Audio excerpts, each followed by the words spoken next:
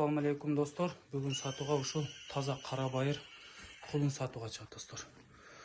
Кулун чуңгар экен, эч бир жеринде агы жок. Мынакей омуролору бутуголу таза экен. Тайдын ичип жеши жакшы экен достор.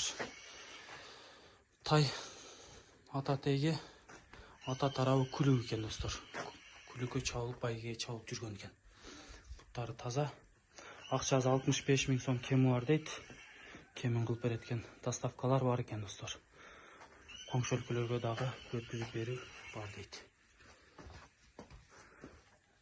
Достор, көргүлө.